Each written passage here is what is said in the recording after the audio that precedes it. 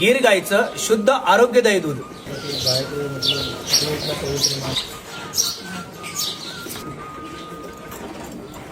याच दुधापासून बनवलं जातात ताजं पनीर, स्वादिष्ट श्रीखंड आणि लस्सी, नैसर्गिक ताक आणि खास कुल्फीज. 100% नैसर्गिक आणि चविष्ट.